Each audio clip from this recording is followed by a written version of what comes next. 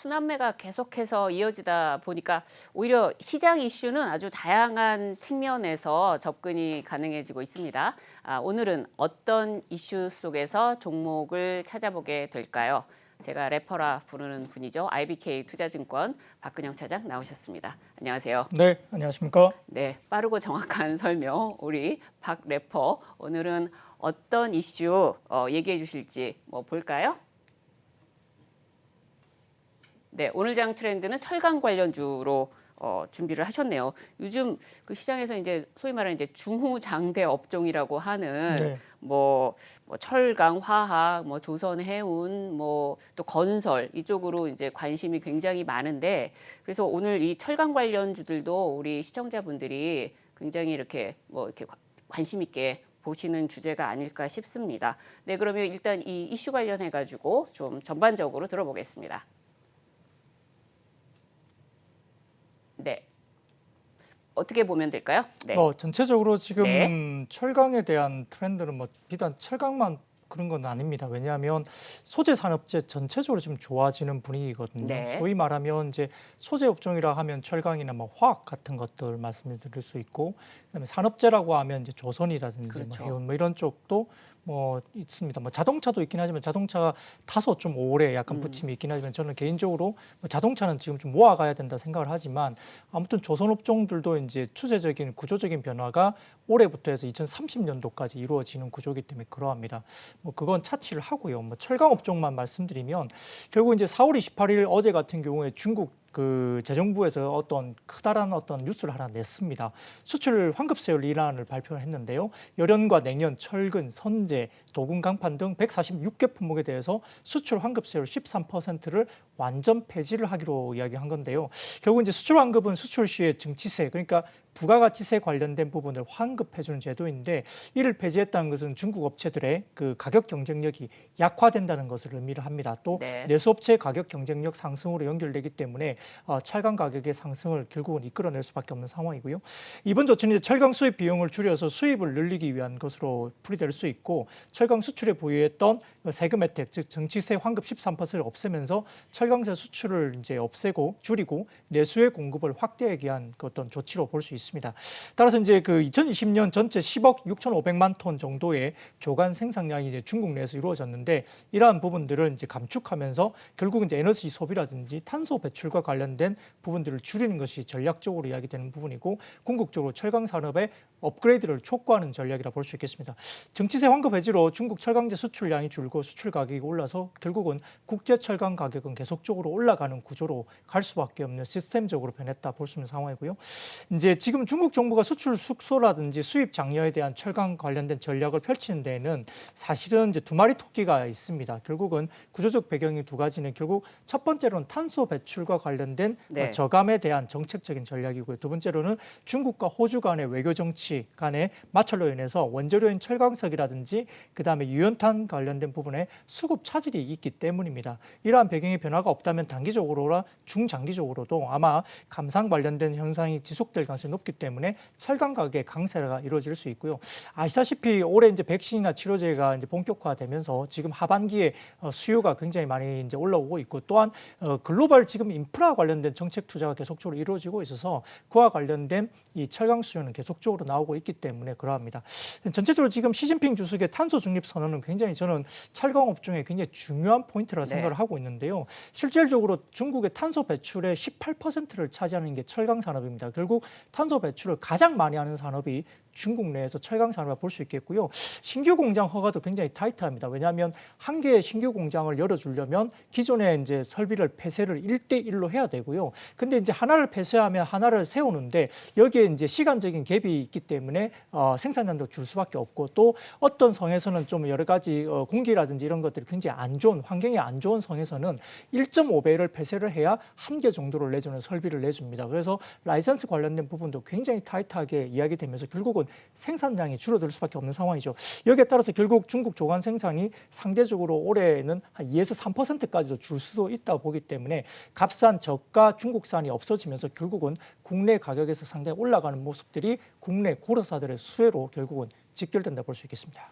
지금 들으면서 사실은 제가 이 탄소 배출 저감 분야와 관련해 가지고 이 철강 가격 인상이 된 것이다라는 부분이 처음에 딱 들었을 때 이해가 안 갔어요. 근데 이제 그게 이제 딱 말씀을 들으니까 이해가 쫙 되네요. 이제 뭐 그 뭐라 그럴까요? 이제 탄소 배출이 이 철강 이 만들다 보면은 워낙 많이 나오니까 그 부분에 대한 이제 이렇게 뭐 규제나 제한이 들어가면 어쨌든 뭐 좀 깨끗하게 이제 비교적 깨끗하게 철강을 뭐 우리나라가 아무튼 중국보다는 좀 더 그렇겠죠. 이제 그런 부분에서 경쟁력이 생긴다. 뭐 이런 구조인 거죠. 네, 결국 이제 탄소 배출을 가장 많이 하는 산업이 중국에서 철강 산업이니까 그쪽을 결국 줄여야만이 탄소 배출 줄이고 결국 2050 관련된 부분을 발표를 이미 했기 때문에 탄소 중립 선언 관련된 부분을 전략적으로 하기 위해서는 결국은 중국 쪽의 철강 산업에 대한 생산량을 줄일 수밖에 없죠. 그럼 중국의 저가 생산량이 줄다 보면 결국은 글로벌 철강 가격은 최근에 경기 회복과 더불어서 가격이 올라가고요.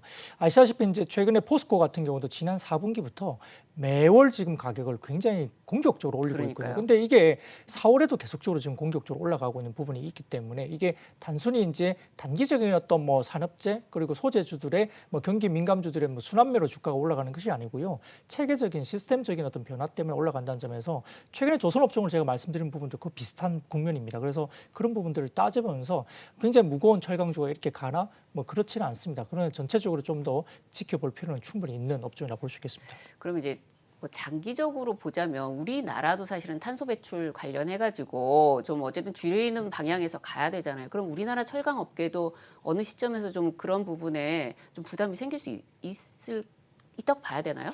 뭐 탄소 배출과 관련된 부분은 뭐 비단 중국의 영향만 있는 건 아닌 것 같고요. 그러니까요. 글로벌리 이제 이슈이기 때문에 아무래도 저희도 좀 이제 관련된 신경을 써야 될 것 같고 뭐 주로 이제 ESG 경영이라고 이야기가 지금 최근에 나오고 있지 않습니까?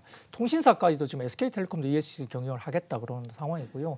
글로벌 트렌드입니다. 그런 트렌드고 또 ESG 관련된 펀드 같은 경우도 최근에 이제 다시 설정이 되면서 글로벌 펀드가 굉장히 많이 설정되고 있는데 이런 부분에서 결국 펀드도 ESG 경영을 제대로 하는 종목 중심으로 펀드를 이제 포트폴리오를 짠다는 어떤 펀드가 굉장히 크게 이제 되고 있고 최근에 아웃퍼폼을 하고 있는 수익률을 내고 있습니다. 여기에 따라서 ESG 경영은 거스를 수 없는 대세이기 때문에 뭐 비단 국가뿐만 아니라 뭐 어떤 경영을 하는 개별 기업 입장에서도 상당히 중요한 요소라 볼 수 있겠습니다. 네, 어쨌든 철강 가격이 오르는 그 요인임에는 뭐 분명하겠네요. 네, 그러면 오늘 철강 관련주 중에서 우리 박 차장님의 탑픽 들어보겠습니다. 네, 뭐 종목들이 다 대부분 다 철강 주식들은 다 52주 신고가 뭐 다 뚫어난 그러니까요. 예. 동국제강 같은 경우는 마치 무슨 뭐 개별 종목 뭐 이렇게 올라가는 것이 굉장히 뭐 급등입니다. 이게서 뭐 동국제강을 저희가 바라보기는 좀 힘들고요. 물론 단연코 이제 포스코가 대부분 다 이제 탑픽으로 이야기는 되고 있지만 뭐 금액 자체가 좀 무거운 주식이기 때문에 세컨더리 제가 보기에는 뭐 현대제철 정도도 상당히 좋은 주식으로 보이고요. 금일 같은 경우도 52주 신고가 장중에 나타냈는데 물론 이제 오늘 같은 날 뭐 따라가기보다는 다소 이제 눌림목을 좀 잡아볼 필요는 있겠지만 그럼에도 불구하고 아직은 룸이 좀 남아 있다 충분히 말씀드릴 수 있겠습니다. 지금 1분기 같은 경우도 어닝 서프라이즈를 나타냈는데요. 판재료 중심의 어떤 전체 판매량 회복이 됐습니다. 약 493만 톤 정도 수준이고 전년비는 11.6% 증가이고 오는 이제 지난 분기로 봐서는 5.7%나 증가했습니다. 공격적인 가격 인상에 따른 판재료 스프레드의 큰 폭 확대가 되고 있는데 평균 판매 단가가 톤당 9만 5천 원 정도가 올라온 반면 원재료 투입 단가가 뭐 철강사 가격 때문에 톤당 3만 원 정도가 올랐습니다. 그러니까 스프레드가 갭이 이제 약 6만 5천 원 정도가 생겼죠. 근데 지금 포스코 같은 경우는 지금 지난 4분기부터 해서 1분기에 공격적으로 이미 이제 가격을 올리고 있는 상황인데 상대적으로 현대제철은 이번 1분기에 가격을 많이 못 올렸습니다. 그래서 이번 2분기 4월부터 본격적으로 가격을 올린다는 점에서는 다소 후행되지만 현대제철로 상당히 좀 2분기 임팩트가 높다 볼 수 있는 상황이고요. 전체적으로 2분기가 그래서 더 좋을 것으로 보입니다. 지금 2분기에 조선용 후판이라든지 열연을 중심으로 공격적인 판재료 인상이 예상되어 있고요. 현대제철 2분기 판재료 평균 판매 단가가 톤당 8만 원 정도 상승이 예상되고 있는 상황입니다. 동시에 전기료의 경우에도 1분기 스프레드 축소를 많이 하기 위한 큰 폭의 가격 인상으로 봉용강의 평균 판매 단가가 톤당 7만 5천 원 상승할 것으로 예상되고 있기 때문에 상당히 좀 큰 폭의 상승이 예상되고 있는 상황입니다. 근데 수요자 입장에서 이거 받아들일 수밖에 없는 수요의 현상이기 때문에 지금 아마 이것이 충분히 가능한 상황인 것 같고요. 또한 이제 봉용강 같은 경우는 계절적 성수기와 더불어서 국내 건설 경기가 굉장히 호조 추세이죠. 이런 부분들 때문에 성수기 출입이 결국 2분기와 3분기가 계속 지속될 계속된다는 점에서도 수요가 굉장히 강할 것으로 예상되고 있습니다. 이를 감안하면 2분기 현대제철의 별도 영업이익이 약 3,700억 이상 이야기가 될 것 같고요. 1분기 대비해서도 약 25에서 26% 급증할 것으로 보고 있기 때문에 1분기 대비 QOQ 실적이 올라가는 구조입니다. 따라서 주가 부분도 아마 이에 반영할 것 같고요.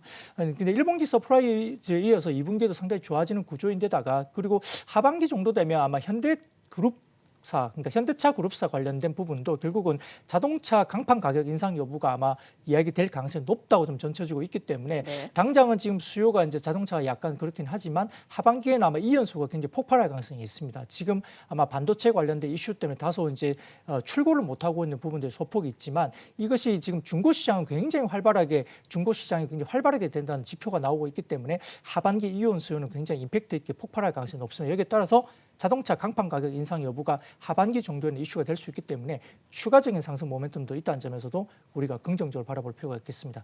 따라서 목표 주가는 지금 현재 가격에서는 뭐 7만 원 정도까지는 충분히 네. 열려 있다 볼 수 있겠고요. 단기 손절가는 54,500원 말씀드리겠습니다.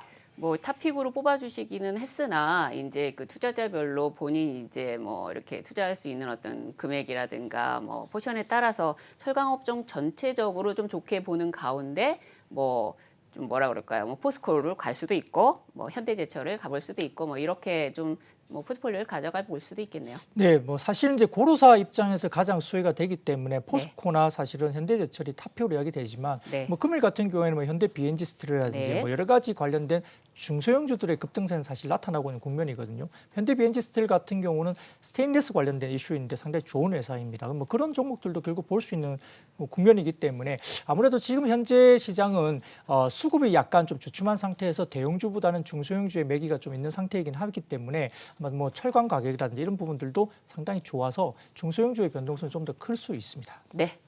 박근영 차장님 오늘도 고맙습니다. 네, 감사합니다.